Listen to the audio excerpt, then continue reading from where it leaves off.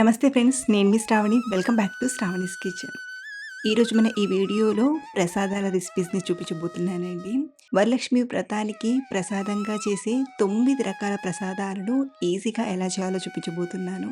ఈ వీడియో చూసాక పండుగ రోజున చాలా ఈజీగా ప్రసాదాలను ప్రిపేర్ చేస్తారు. అలాగే ప్రతి ఒక్క ప్రసాదం కూడా కమ్మని రుచిగా చాలా బాగా కుదురుతుంది.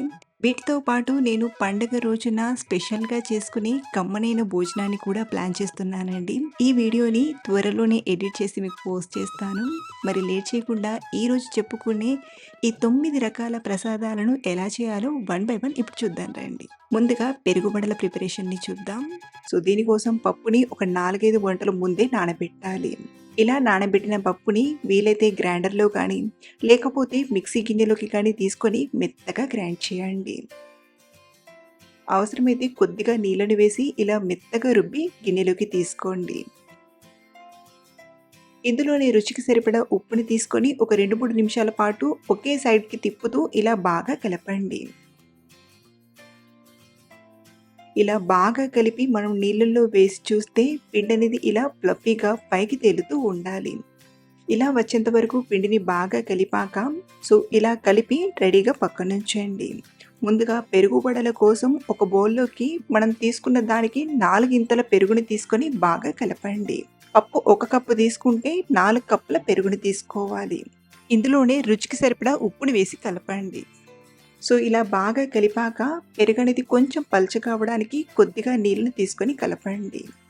ఇందులోకి పోపు కోసం మరో పక్కన 2 టేబుల్ స్పూన్ల ఆయిల్లోకి 1/2 టీ స్పూన్ చొప్పున శనగపప్పు, మినపప్పు, ఆవాలు, జీలకర్రను తీసుకొని ఫ్రై చేయండి. కొంచెం ఫ్రై అయ్యాక ఇందులోనే తరిగిన 2 పచ్చిమిరపకాయ ముక్కల్ని, అల్లం ముక్కల్ని, అలాగే ఎండుమిరపకాయని తీసుకొని ఫ్రై చేయండి. చివరిగా కొద్దిగా కరివేపాకును తీసుకొని పోపుని బాగా ఫ్రై చేసి ఇందాక మనం కలిపి పెట్టిన పెరుగులోకి తీసుకోండి. అలాగే కొద్దిగా కొత్తిమీర తురుముని కూడా తీసుకొని బాగా కలిపి ఇలా తయారు చేసిన ఈ పెరుగుని రెడీగా పక్కనుంచండి. ఇప్పుడు మనం వడల్ని చేయడానికి మనం ఇందాక కలిపి పెట్టిన పిండిని తీసుకొని వడల్లా చేస్తూ వేడి ఆయిల్లోకి తీసుకొని బాగా ఫ్రై చేయండి. వీటిని వెంటనే టర్న్ చేయకుండా 1 నిమిషం తర్వాత టర్న్ చేస్తూ మంటను మీడియం ఫ్లేమ్లో పెట్టి ఫ్రై చేయండి. అలాగే ఇలా ఫ్రై చేసిన వడల్ని వెంటనే మనం మజ్జిగలోకి కానీ లేదా ఉప్పు నీళ్ళలోకి కానీ తీసుకోవాలి. ఇక్కడ నేను ఉప్పు నీళ్ళలోకి తీసుకుంటున్నాను. మీరు కావాలంటే మజ్జిగ నీళ్ళలోకైనా తీసుకోవచ్చు. వడలు ఇలా బాగా ఫ్రై అయ్యాక వీటిని ఆయిల్ నుండి తీసి ఉప్పు నీళ్ళలోకి తీసుకొని ఒక 2 నిమిషాలు ఇలాగే వదిలేయండి. 2 నిమిషాల తర్వాత మనం వడల్ని తీసుకొని లైట్గా ఒత్తి ముందుగా ప్రిపేర్ చేసిన పెరుగులోకి తీసుకోండి. ఇలా మనం పెరుగులోకి తీసుకొని డిప్ చేసామంటే కమ్మని రుచితో పెరుగు వడలు తయారైపోయాయి. ఇలాగే మనం ఎంత క్వాంటిటీతో పెరుగు వడల్ని చేయాలంటే అంత క్వాంటిటీతో ప్రిపేర్ చేసుకోవచ్చు. మన సెకండ్ రెసిపీ వచ్చేసి పులిహోర. చింతపండు పులిహోర రుచి చూడకుండా అన్నీ బాగా కుదిరేలా ఎలా చేయాలో ఈ వీడియోలో మీతో క్లియర్గా చెప్పబోతున్నాను. మరి లేట్ చేయకుండా వీడియోలోకి వెళ్ళిపోదాం. ముందుగా ఒక గిన్నెలోకి 35 నుండి 40 గ్రాముల వరకు చింతపండును తీసుకోండి. ఒకసారి బాగా కడిగి మళ్ళీ నీళ్ళను వేసి నానబెట్టండి. మనకు చింతపండు త్వరగా నానాలంటే వేడి నీళ్ళను కానీ లేదా ఒక 2 నిమిషాలు ఉడికించైనా తీసుకోవచ్చు. ఈ చింతపండు నానేలోగా మరో పక్కన కుక్కర్లోకి ఒక 1/4 కిలో బియ్యం తీసుకుందాం. ఇక్కడ నేను 1/4 కిలో బియ్యాన్ని ఇలా గ్లాస్ కొలతతో కొలిచి తీసుకున్నాను. ముందుగా బియ్యాన్ని బాగా కడిగి మనం ఏ గ్లాస్తో అయితే బియ్యాన్ని తీసుకున్నామో అదే గ్లాస్ కొలతతో 1.5 గ్లాసు వరకు నీళ్ళను తీసుకోండి. అన్నం పొడిగా రావడానికి ఇందులోనే ఒక 2 టీ స్పూన్ల వరకు నూనెను తీసుకొని కవర్ చేసి ఒక 3 విజిల్స్ వచ్చేంత వరకు ఉడికించండి. 3 విజిల్స్ తర్వాత విజిల్లోని గాలంతా పోయాక మూత తీసి చూద్దాం. చూడండి, అన్నం చక్కగా ఉడికింది. అన్నం ఇలా ఉడికించాక ఏదైనా వెడల్పుగా ఉండే ప్లేట్లోకి కానీ లేదా పల్లెల్లోకి కానీ తీసుకొని ఆరబెట్టామంటే అన్నం పొడిగా వస్తుంది. ఇలా ఉడికించిన అన్నం చల్లారేంత వరకు ఏదైనా ప్లేట్లోకి తీసుకొని ఆరబెట్టండి. అలాగే మరో పక్కన చింతపండు కూడా చక్కగా నానింది. ఇప్పుడు చింతరసాన్ని తీసుకుందాం. ఇలా బాగా పిసికి ఇంకొక గిన్నెలోకి నారలు పడకుండా ఇలా జల్లెడలోకి తీసుకొని పిండి తీసుకోండి. ముందు ఇలా చింతపండు రసమంతా బాగా పిండాక ఈ చింతపండును మళ్ళీ గిన్నెలోకి తీసుకొని కొంచెం నీళ్ళను వేసి మరొకసారి పిండి తీసుకోండి. సో ఇలా మొత్తానికి మనం చింతపండు రసాన్ని మరీ పలుచగా కాకుండా ఇలా చిక్కగా తీసుకోవాలి. ఇప్పుడు ఇందులోకి 1.5 టీ స్పూన్ ఉప్పుని తీసుకోండి. అలాగే ఇందులోనే 1 టీ స్పూన్ బెల్లాన్ని, అర టీ స్పూన్ పసుపుని, అర టీ స్పూన్ రఫ్గా దంచిన మిరియాలను తీసుకోండి. అలాగే కొన్ని కరివేపాకు రెమ్మల్ని తీసుకొని ఒకసారి బాగా కలిపి ఉడికించండి. అలాగే ఇందులో నేను నూనె వేయలేదు. మీరు కావాలంటే 1 టేబుల్ స్పూన్ వరకు నూనెను తీసుకొని ఉడికించవచ్చు. ఇలా మనం మధ్య మధ్యలో కలుపుతూ ఒక 3-4 నిమిషాలు ఉడికించామంటే ఇందులో ఉన్న వాటర్ కంటెంట్ తగ్గిపోయి చింతరసం అనేది కొంచెం చిక్కగా అవుతుంది. చూడండి, చింతపండు రసం బాగా ఉడికి ఇలా తుకతుకాని ఎప్పుడైతే ఉడుకుతుందో ఈ స్టేజ్కి వచ్చిందంటే చింతపండు రసం బాగా ఉడికినట్లు. అలాగే కాస్త చిక్కబడింది కదా. ఇప్పుడు ఇదే టైంలో ఈ చింతపండు రసాన్ని రెడీగా పక్కన నుంచి పోపుని ప్రిపేర్ చేసుకుందాం. మరొక ప్యాన్లోకి ఒక 2-3 టేబుల్ స్పూన్ల ఆయిల్ని తీసుకొని బాగా వేడి చేయండి. ఆయిల్ వేడయ్యాక ఒక 2 టేబుల్ స్పూన్ల పల్లీలను తీసుకొని ముందుగా వీటిని దోరగా ఫ్రై చేయండి. పల్లీలను ఇలా కొంచెం ఫ్రై చేసిన తర్వాత మిగతా వాటిని తీసుకొని ఫ్రై చేస్తే పల్లీలు చక్కగా ఫ్రై అవుతాయి. ఇలా కాస్త ఫ్రై అయ్యాక ఇందులోనే 1 టేబుల్ స్పూన్ పచ్చిశనగపప్పుని, 1 టీ స్పూన్ మినపప్పుని, అర టీ స్పూన్ ఆవాలను తీసుకొని ఫ్రై చేయండి. ఇవి కొంచెం ఫ్రై అయ్యాక ఇందులోనే సన్నగా తరిగిన అల్లం ముక్కల్ని, 4 కట్ చేసిన పచ్చిమిరపకాయ ముక్కల్ని తీసుకొని ఫ్రై చేయండి. పచ్చిమిరపకాయ, అల్లం ముక్కలు కూడా బాగా ఫ్రై అయ్యాక ఇందులోనే 2-3 ఎండుమిరపకాయల్ని, అలాగే కొద్దిగా కరివేపాకును తీసుకొని ఫ్రై చేయండి. 1/2 టీ స్పూన్ ఇంగువను, అలాగే అర టీ స్పూన్ ఉప్పుని తీసుకొని కలపండి. ఇక్కడ మనం తీసుకున్న 1/2 కిలో బియ్యానికి నేను కంప్లీట్గా 2 టీ స్పూన్ల వరకు ఉప్పుని తీసుకున్నాను. నేను తీసుకున్న ఉప్పు రుచి అనేది కరెక్ట్గా సరిపోయిందండి. మీరు ఎక్కువగా తినేవారైతే మరొక 1/2 టీ స్పూన్ ఎక్కువగా తీసుకొనైనా చేయొచ్చు. అలాగే నేను ఈ పోపులో మళ్ళీ పసుపుని తీసుకోవట్లేదు. మనం చింతపండు రసంలో పసుపుని తీసుకున్నాం కాబట్టి పోపులో తీసుకోవట్లేదు. మీరు కావాలంటే కొంచెం తీసుకొనైనా కలపచ్చు. సో ఇలా ఫ్రై చేసిన పోపుని ఆరబెట్టిన అన్నంలోకి తీసుకుందాం. అలాగే మనం ఉడికించి పక్కన పెట్టిన చింతపండు రసాన్ని కూడా మొత్తం తీసుకొని బాగా కలపండి. అంతా కలిసేలా బాగా కలిపామంటే పులిహోర తయారైపోయినట్లే. మన థర్డ్ రెసిపీ వచ్చేసి చక్కెర పొంగలి. మరి చక్కెర పొంగలి చేయడానికి ముందుగా ఈ కుక్కర్ని తీసుకోండి. 1 టేబుల్ స్పూన్ నెయ్యిని తీసుకొని నెయ్యి వేడయ్యాక 1/2 కప్పు కడిగిన పెసరపప్పుని తీసుకొని ఫ్రై చేసుకుందాం. ఇలా ఒక 2 నిమిషాలు పెసరపప్పుని బాగా ఫ్రై చేశాక ఇందులోనే ఒక 3/4 కప్పు కడిగిన బియ్యం తీసుకొని మరో 2-3 నిమిషాలు ఫ్రై చేయండి. ఇలా ఫ్రై చేయడం వలన చక్కెర పొంగలి రుచి అనేది చాలా బాగుంటుంది. ఇలా 2-3 నిమిషాలు బాగా ఫ్రై చేశాక ఇప్పుడు ఇందులోకి ఒక 2 కప్పుల నీళ్ళను తీసుకోండి. అంటే 3/4 కప్పు బియ్యం, 1/2 కప్పు పెసరపప్పు కదా, దానికి డబల్ అమౌంట్గా ఇలా నీళ్ళను తీసుకొని ఒకసారి బాగా కలిపి ఇప్పుడు కుక్కర్ మూతకున్న రబ్బర్ని విజిల్ని పెట్టి ఇలా క్లోజ్ చేసి ఒక 2-3 విజిల్స్ వచ్చేంత వరకు ఉడికించండి. ఈ పప్పు బియ్యం ఉడికేలోపు మరో స్టవ్ పైన ఒక గిన్నెలోకి 3/4 కప్పు వరకు బెల్లాన్ని, అలాగే 1/2 కప్పు చక్కెరను తీసుకుందాం. మీరు కావాలంటే 3/4 కప్పు చక్కెరను, అలాగే 1/2 కప్పు బెల్లం తీసుకోవచ్చండి. ఇక్కడ నేనైతే కొంచెం బెల్లం క్వాంటిటీని పెంచి చక్కెర క్వాంటిటీని తగ్గించాను. అలాగే ఇందులోనే అరకప్పు నీళ్ళను వేసి బెల్లాన్ని బాగా కరిగించండి.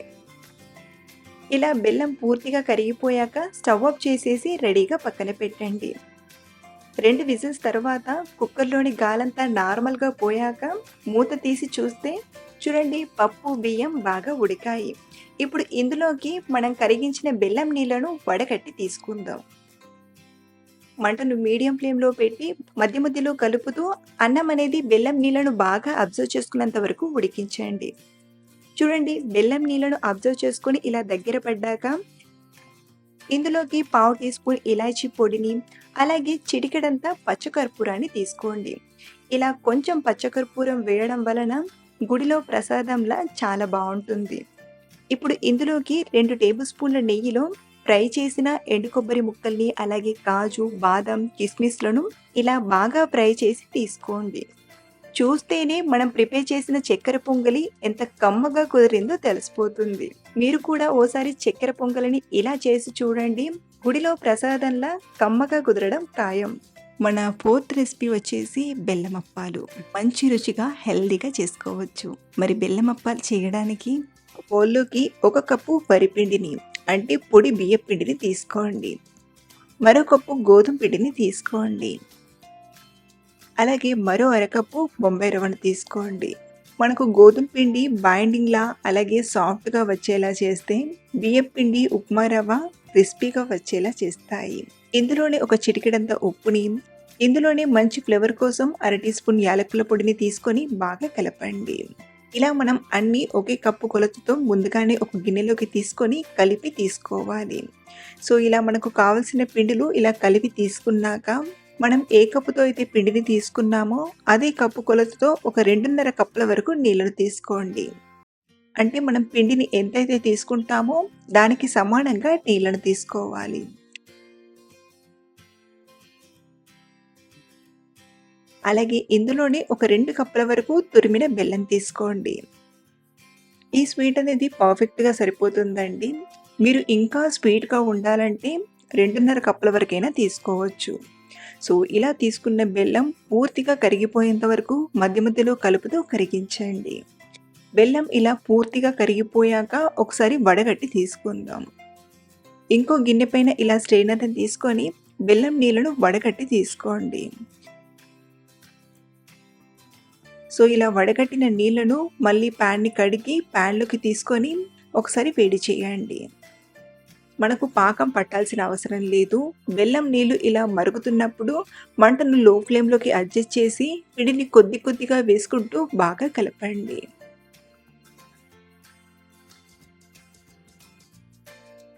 మనకు ఈ పాకం నీళ్ళనేవి పిండికి కరెక్ట్‌గా సరిపోతాయి.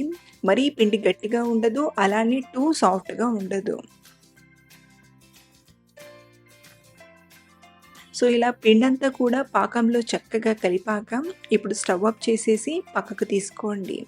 ఇది వేడిగా ఉన్నప్పుడు మనం మిక్స్ చేయడం వీలు కాదు కాబట్టి కొంచెం చల్లారేంత వరకు మూత పెట్టి పక్కనుంచండి. ఒక 10-15 నిమిషాలు అయ్యేసరికి పిండనేది కాస్త చల్లబడుతుంది.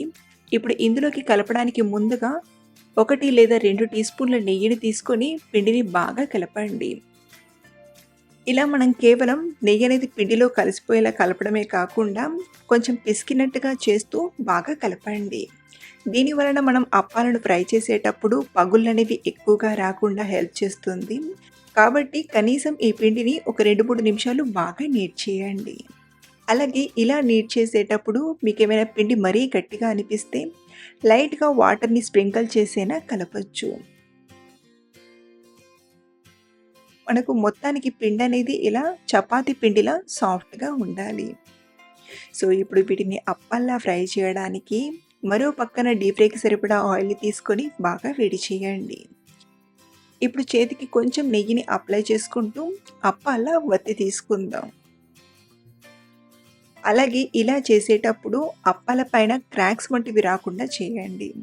మనం గులాబ్ జామున్ కోసం క్రాక్స్ రాకుండా రౌండ్‌గా ఎలా అయితే చేస్తామో, సేమ్ ఈ అప్పాల కోసం కూడా క్రాక్స్ రాకుండా చక్కగా నీట్‌గా చేయండి. మరీ లావుగా కాకుండా, మరీ పల్చగా కాకుండా ఇలా మీడియం థిక్‌నెస్‌గా చేయండి. మీరు కావాలంటే ఇలా చేస్తూ ఒక ప్లేట్‌లోకి తీసుకొని ఆ తర్వాతైనా ఫ్రై చేయొచ్చు.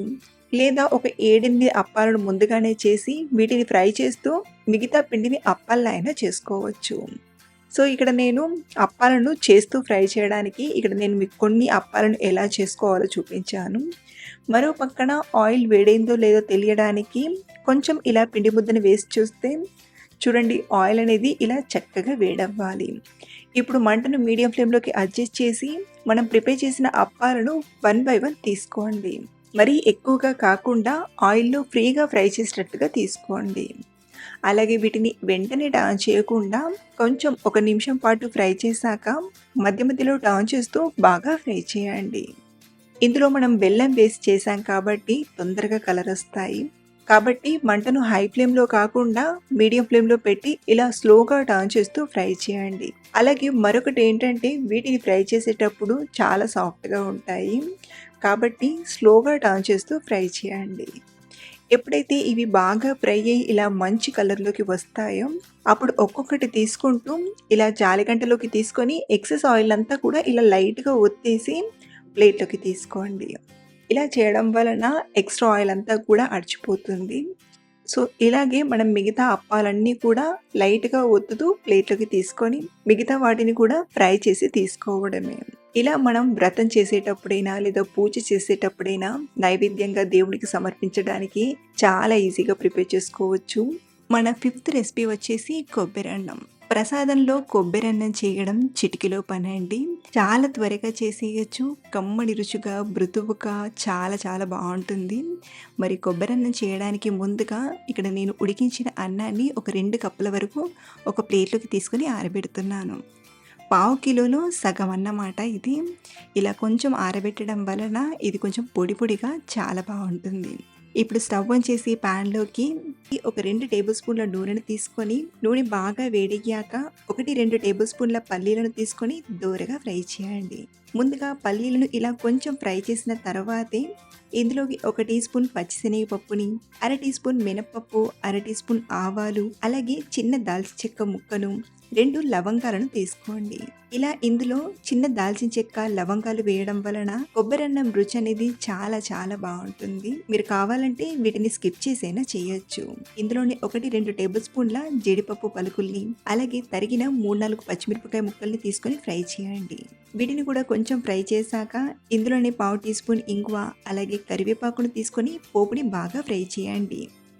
సో పోపంతా ఇలా బాగా ఫ్రై అయ్యాక ఇప్పుడు ఇందులోకి తురిమిన కొబ్బరి తురుమును 1.5 కప్పు వరకు తీసుకోండి. ఇక్కడ నేను పచ్చి కొబ్బరిని తురిమి తీసుకుంటున్నాను.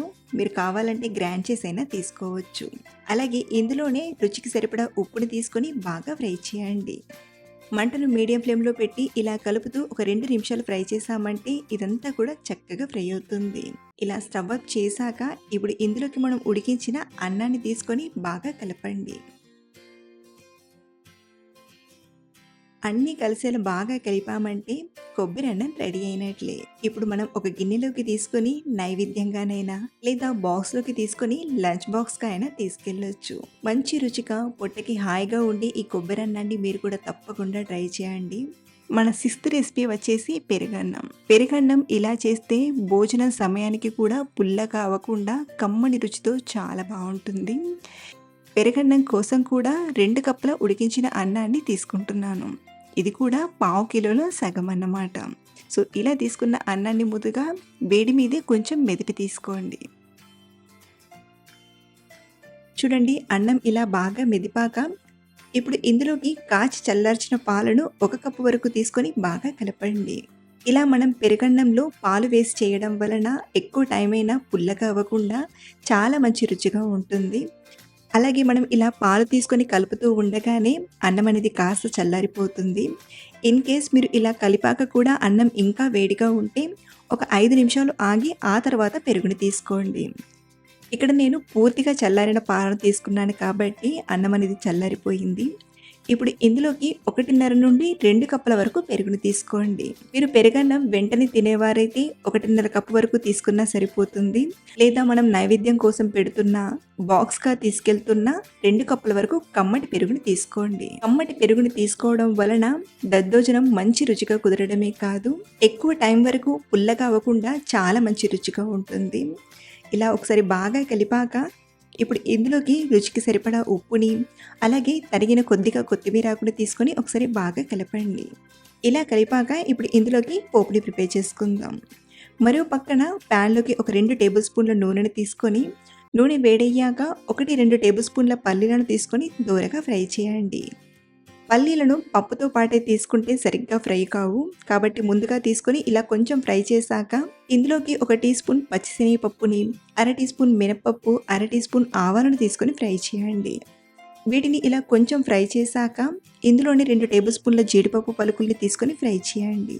సన్నగా తరిగిన అల్లం ముక్కల్ని, 2, 3 తరిగిన పచ్చిమిరపకాయ ముక్కల్ని, అర టీ స్పూన్ కచ్చాపచ్చగా దంచిన మిరియాల పొడిని, అలాగే 2 ఎండుమిరపకాయలని తీసుకొని ఫ్రై చేయండి. ఇవన్నీ ఆల్మోస్ట్ ఫ్రై అయ్యాక ఇందులోనే పావు టీ స్పూన్ ఇంగువ, కరివేపాకును తీసుకొని బాగా ఫ్రై చేయండి. సో ఇలా ఫ్రై చేసిన పోపుని పెరుగన్నంలోకి తీసుకొని బాగా కలపండి. ఒకసారి అన్నీ కలిసేలా ఇలా బాగా కలిపామంటే గుడిలో ప్రసాదంలా కమ్మని రుచితో దద్దోజనం తయారైపోయింది. మన 7th రెసిపీ వచ్చేసి శనగపప్పు పాయసం. చాలా టేస్టీగా ఉంటుందండి. మనం పాయసం అనగానే ఎక్కువగా సేమియా పాయసం, సగ్గుబియ్యం పాయసం ప్రిపేర్ చేసుకుంటుంటాం. కానీ ఒక్కసారి ఇలా శనగపప్పు పాయసం ట్రై చేయండి. చాలా రుచిగా మీ అందరికీ నచ్చుతుంది. మరి శనగపప్పు పాయసం చేయడానికి ముందుగా స్టవ్ ఆన్ చేసి ప్యాన్‌లోకి 1 కప్పు శనగపప్పుని తీసుకొని దోరగా ఫ్రై చేయండి. వెయిట్ వైస్ చెప్పాలంటే 100 గ్రామ్స్ వరకు శనగపప్పుని తీసుకున్నాను. ఇలా కలుపుతూ మంటను మీడియం ఫ్లేమ్‌లో పెట్టి ఒక 2, 3 నిమిషాలు బాగా ఫ్రై చేయండి. శనగపప్పు అంతా ఇలా దోరగా ఫ్రై అయ్యాక ఇందులోకి ఒక 2 టేబుల్ స్పూన్ల సగ్గుబియ్యం తీసుకోండి. మీరు సగ్గుబియ్యానికి బదులుగా బియ్యమైనా వాడొచ్చు లేదా పెసరపప్పునైనా తీసుకోవచ్చు. సో ఇక్కడ నేనైతే సగ్గుబియ్యాన్ని తీసుకొని మళ్ళీ ఒక 2 నిమిషాలు బాగా ఫ్రై చేయండి. వీటిని ఇలా బాగా ఫ్రై చేశాక ఇప్పుడు స్టవ్ ఆఫ్ చేసేసి కుక్కర్‌లోకి తీసుకోండి. ఇక్కడ నేను ఈ పాయసం తొందరగా చేయడానికి కుక్కర్‌లో ఉడికిస్తున్నాను. సో నీళ్ళని తీసుకొని బాగా కడగండి. ఇలా కడిగాక మనం శనగపప్పుని ఏ కప్పుతో అయితే తీసుకున్నామో అదే కప్పు కొలతతో ఒక 3, 4 కప్పుల నీళ్ళని తీసుకోండి. అలాగే మనకు శనగపప్పు ఉడకడానికి టైం పడుతుంది కాబట్టి శనగపప్పుని ఒక అరగంట నుండి గంట సేపు నానబెట్టండి. మనం పాయసం చేయడానికి ముందే ఇలా నానబెట్టి ప్రిపేర్ చేస్తే శనగపప్పు అనేది చక్కగా ఉడుకుతుంది. ఇక్కడ నేను గంట తర్వాత ఉడికిస్తున్నాను. పప్పు కూడా బాగా నానింది. ఇప్పుడు కవర్ చేసి ఒక 4, 5 విజిల్స్ వచ్చేంత వరకు ఉడికించండి. 4 విజిల్స్ తర్వాత విజిల్లోని గాలంతా పోయాక మూత తీసి చూద్దాం. చూడండి పప్పు అనేది చక్కగా ఉడికింది. మనం శనగపప్పు ఉడకక ముందే పాయసం చేస్తే శనగపప్పు అనేది గట్టిగా అంత తొందరగా డైజెస్ట్ అవ్వదు. కాబట్టి శనగపప్పు అనేది ఇలా మెత్తగా ఉడికించేయండి. అయితే మనకు ఇలా పప్పు బాగా ఉడికినా పప్పు అనేది పప్పులా ఉంది కదా, కాబట్టి కొద్దిగా మెదిపి తీసుకుందాం. ఇలా మనం గంటెతో గాని ఆలు మ్యాషర్ ఉంటుంది కదా, ఆలు మ్యాషర్‌తో ఒక 4, 5 సార్లు అలా మెదిపి తీసుకోండి. మరి మనం ఎక్కువ మెదపద్దు. ఈ పప్పులో నుండి ఒక పావు వంతు వరకు మెదిపితే సరిపోతుంది. లేదా మీరు కావాలంటే ఒక పావు కప్ అంత పప్పుని మిక్సీ గిన్నెలోకి తీసుకొని గ్రైండ్ చేసైనా తీసుకోవచ్చు. మనకు పాయసం తినేటప్పుడు శనగపప్పు తలుగుతూ ఉండాలి కాబట్టి ఇందులోని పప్పుని ఒక పావు వంతు మాత్రమే మెదపండి. మీకు చూస్తేనే అర్థమైపోతుంది. ఇక్కడ నేను పప్పుని కంప్లీట్‌గా మెదపలేను. జస్ట్ అలా కొంచెం రఫ్‌గా మెదిపి తీసుకున్నాను. సో ఇలా కాస్త మెదిపాక ఇప్పుడు ఈ కుక్కర్‌ని స్టవ్ పైన పెట్టి ఇందులోకి 1.5 కప్పు వరకు పాలను తీసుకోండి. మీరు కాచిన పాలనైనా వాడొచ్చు లేదా పచ్చి పాలనైనా తీసుకోవచ్చు. సో ఇలా పాలను తీసుకున్నాక ఒక 3, 4 నిమిషాలు బాగా మరిగించండి. అలాగే మీకు పాయసం అనేది ఇంకా పలుచగా ఉండాలంటే 1.5 కప్పు పాలకు బదులుగా 2 కప్పుల పాలనైనా వాడొచ్చు. ఇక్కడ మనం తీసుకున్న 1.5 కప్పు పాలైతే కరెక్ట్‌గా సరిపోతాయి. మరీ చిక్కగా ఉండదు, మరీ పలుచగా ఉండదు. తినడానికి వీలుగా చాలా పర్ఫెక్ట్‌గా వస్తుంది. సో ఇలా పాలను తీసుకున్నాక ఒక 3, 4 నిమిషాలు మంటను మీడియం ఫ్లేమ్‌లో పెట్టి బాగా మరిగించండి. అలాగే మనం ఇలా పాయసం మరిగిస్తున్నప్పుడు మధ్య మధ్యలో కలుపుతూ మరిగించండి. ఇలా 3, 4 నిమిషాలు పాయసాన్ని బాగా మరిగించాక స్టవ్ ఆఫ్ చేయండి. ఇలా మనం బెల్లం తీసుకోవడానికి ముందుగా స్టవ్ ఆఫ్ చేసిన తర్వాతే బెల్లం తీసుకోవాలి. ఇలా ఈ మెథడ్‌లో చేయడం వలన బెల్లం వేశాక పాలనేవి విరిగిపోకుండా ఈజీగా ప్రిపేర్ చేసుకోవచ్చు. ఇందులోకి మనం తీసుకున్న కప్పు కొలతతో 1.5 కప్పు వరకు బెల్లం తీసుకోండి. అంటే మనం శనగపప్పు 1 కప్పు వరకు 2 టేబుల్ స్పూన్ల సగ్గుబియ్యం తీసుకున్నాం కదా, సో వాటికి సమానంగా బెల్లం తీసుకోండి. సో ఇలా మనం బెల్లం తీసుకున్నాక పూర్తిగా కరిగిపోయేంత వరకు మధ్య మధ్యలో కలుపుతూ కరిగించండి. మీరు కావాలంటే బెల్లానికి బదులుగా సేమ్ క్వాంటిటీతో చక్కెరనైనా తీసుకోవచ్చు. ఎప్పుడైతే బెల్లం పూర్తిగా కరిగిపోయి ఇలా పాయసంలో కలిసిపోతుందో అప్పుడు మళ్ళీ స్టవ్ ఆన్ చేసి ఒక 2, 3 నిమిషాలు మరిగించండి. ఇలా మనం ఒక 2, 3 నిమిషాలు మరిగించామంటే మనకు పాయసం అనేది ఆల్మోస్ట్ రెడీ అయిపోతుంది. ఈ పాయసాన్ని ఒక పక్కన మరిగిస్తూనే మరో పక్కన మనం డ్రై ఫ్రూట్స్‌ని ఫ్రై చేసుకుందాం. డ్రై ఫ్రూట్స్ ఫ్రై చేయడానికి ఒక గిన్నెలోకి 1, 2 టేబుల్ స్పూన్ల నెయ్యిని తీసుకొని ఇందులోకి ఒక టేబుల్ స్పూన్ బాదం పప్పు పలుకుల్ని, మరో టేబుల్ స్పూన్ జీడిపప్పు పలుకుల్ని తీసుకొని బాగా ఫ్రై చేయండి. ఇవి బాగా ఫ్రై అయ్యి ఇలా ఎరుపు రంగులోకి వచ్చాక పాయసంలోకి తీసుకుందాం. అలాగే మంచి టేస్ట్ కోసం అర టీ స్పూన్ యాలకుల పొడిని తీసుకొని ఒకసారి బాగా కలిపామంటే మంచి క్రీమీ కన్సిస్టెన్సీతో కమ్మని రుచితో శనగపప్పు పాయసం రెడీ అయిపోయింది. మన ఏతవ రెసిపీ వచ్చేసి రవ కేసరి. పండగ రోజున ప్రసాదంగా తప్పకుండా ప్రిపేర్ చేసుకుంటూ ఉంటాం. సో రవ కేసరి చేయడానికి ఒక ప్యాన్లోకి 2 టేబుల్ స్పూన్ల నెయ్యిని తీసుకొని నెయ్యి వేడయ్యాక ఒక చిన్న టీ గ్లాస్ రవ్వను తీసుకోండి. మెజరింగ్ కప్తో చెప్పాలంటే అరకప్పు వరకు ఉంటుంది. ఇప్పుడు దీన్ని ఒక 3, 4 నిమిషాలు మంటను మీడియం ఫ్లేమ్‌లో పెట్టి ఇలా బాగా కలుపుతూ ఫ్రై చేశామంటే లైట్‌గా ఇలా కలర్ మారుతుంది. ఇదే టైంలో ఇక్కడ నేను పక్కన వాటర్‌ని కూడా వేడి చేశాను. ఒక 3 గ్లాసుల వరకు, అంటే మనం ఏ గ్లాస్‌తో అయితే రవ్వను తీసుకున్నామో అదే గ్లాస్‌తో ఒక 3 గ్లాసుల వరకు నీళ్ళను తీసుకొని కలపండి. ఇలా మనం రవ్వ కేసరి చేసేటప్పుడు ముందుగానే వాటర్‌ని పక్కన వేడి చేయడానికి పెడితే చాలా ఈజీగా ప్రిపేర్ చేసుకోవచ్చు. సో, ఇలా బాగా కలిపాక ఇప్పుడు ఇందులోకి ఒక ముప్పావు గ్లాస్ వరకు చక్కెరను తీసుకోండి. అలాగే రవ్వ అనేది కొంచెం కలర్‌ఫుల్‌గా ఉండడానికి చిటికెడంత ఆరెంజ్ ఫుడ్ కలర్‌ని కూడా తీసుకుంటున్నాను. మీకు నచ్చకపోతే ఫుడ్ కలర్‌ని స్కిప్ చేసేయొచ్చు. సో, ఫుడ్ కలర్‌ని, చక్కెరని తీసుకొని కలుపుతూ ఒక 2 నిమిషాలు ఉడికించామంటే చక్కెరంతా పూర్తిగా కరిగిపోయి ఇందులో చక్కగా కలిసిపోయి ఇలా సాఫ్ట్‌గా సిల్కీ కన్సిస్టెన్సీ అనేది వస్తుంది. ఇప్పుడు మంటను లో ఫ్లేమ్‌లో పెట్టి మరో పక్కన ఇక్కడ నేను ఒక టేబుల్ స్పూన్ నెయ్యిలో కొంచెం జీడిపప్పు, కిస్మిస్‌లను ఫ్రై చేసి తీసుకుంటున్నాను. సో, ఇలా ఫ్రై చేసిన వీటిని రవ్వ కేసరిలోకి తీసుకొని బాగా కలిపామంటే మృదువైన రవ్వ కేసరి తయారైపోయింది. మన 9th రెసిపీ వచ్చేసి శనగల ఫ్రై. ఇది కూడా చిటికెలో చేసే పని. ఒక పక్కన వేరొక ప్రసాదం చేస్తూనే ఈ ప్రసాదాన్ని ప్రిపేర్ చేసుకోవచ్చు. సో, ఇక్కడ నేను శనగల ఫ్రై చేయడానికి నైట్‌కి 1 కప్పు శనగల్ని తీసుకొని కడిగి బాగా నానబెట్టాను. ఇలా నానబెట్టిన ఈ శనగల్ని ఉడికించడానికి కుక్కర్‌లోకి తీసుకోండి. ఇందులోనే అరకప్పు నీళ్లను, అలాగే అర టీ స్పూన్ ఉప్పుని తీసుకొని ఒక 3 విజిల్స్ వచ్చేంత వరకు ఉడికించండి. 3, 4 విజిల్స్ వచ్చేంత వరకు ఉడికించాక విజిల్లోని గాలంతా పోయాక శనగలు ఉడికాయో లేదో చూద్దాం. చూడండి, మనకు ఇలా మెత్తగా వచ్చేలా ఉడికించామంటే సరిపోతుంది. ఇప్పుడు పోపు కోసం ఒక ప్యాన్‌లోకి ఒక టేబుల్ స్పూన్ ఆయిల్‌ని తీసుకొని అర టీ స్పూన్ చొప్పున శనగపప్పు, మినపప్పు, ఆవాలను తీసుకొని దోరగా ఫ్రై చేయండి. ఇవి ఇలా కొంచెం ఫ్రై అయ్యాక ఇందులోనే తరిగిన అల్లం ముక్కల్ని, కొద్దిగా ఇంగువ, 2 పచ్చిమిరపకాయ ముక్కల్ని, ఎండుమిరపకాయని తీసుకొని ఫ్రై చేయండి. చివరిగా కొద్దిగా కరివేపాకుని తీసుకొని ఫ్రై చేయండి.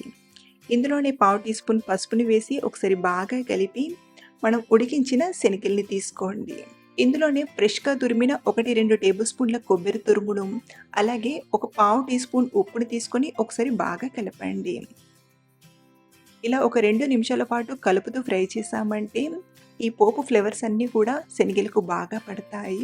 2 నిమిషాల తర్వాత స్టవ్ ఆఫ్ చేసేసి నైవేద్యంగా సమర్పించడమే. Thanks for watching.